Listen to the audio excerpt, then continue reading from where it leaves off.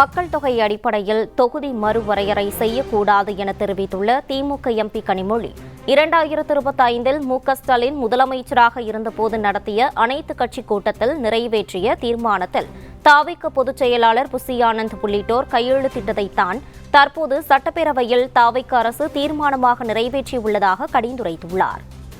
Bill வருதா இல்லையானே தெரியல. இந்த செஷன்ல வரதுக்கான வாய்ப்பே கிடையாது. பில்லு வருதான்னு தெரியல. அந்த புதிய பில்லு என்னன்னு யாருக்குமே தெரியாது. அதில் என்ன இருக்குங்கிறது அது தெரிஞ்ச பிறகுதான் அதை நம்ம ஏற்றுக்கிறோமா, எதுக்குறோமா, நிராகரிக்க போகிறோமா அப்படின்னு அதை பற்றி நம்ம விவாதிக்க முடியும். நம்மளுடைய பார்ட்டி ஸ்டாண்ட் என்ன, அதை பற்றி அப்படிங்கிறது அந்த பில் என்னன்னு தெரிஞ்சாதான் நம்ம முடிவு பண்ண முடியும். திராவிட முன்னேற்ற கழகம் ஆட்சி பொறுப்பில் இருந்த பொழுது தமிழக அரசு ஒரு தீர்மானத்தை கொண்டு வருகிறது. அது நிறைவேற்றப்படுகிறது. பல கட்சிகளுடைய ஆதரவோடு தான் அந்த தீர்மானம் நிறைவேற்றப்படுகிறது. அதுக்கு முன்னாடி நடந்த அனைத்து கட்சி கூட்டத்தில் தாவேகாலிருந்து வந்து கலந்து கொண்ட திரு ஆனந்த் அவர்கள் அந்த தீர்மானங்களை ஏற்றுக்கொண்டு கையெழுத்து போட்டிருக்கிறார். இப்பொழுது புதுசாக ஒரு தீர்மானம், பழைய தீர்மானம் இருக்குது.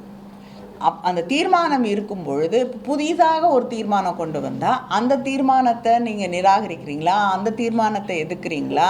எதற்காக ஒரு புதிய தீர்மானம், ஒரு தீர்மானம் கொண்டு வரப்பட்ட தீர்மானத்தை தாண்டி இன்னொரு தீர்மானம் கொண்டு வரணும்னா அதற்கும் இதற்கும் என்ன வித்தியாசம்? என்ன மாற்றிக்கிறீங்க? உங்களுடைய ஸ்டாண்டில் என்ன மாறுறீங்க?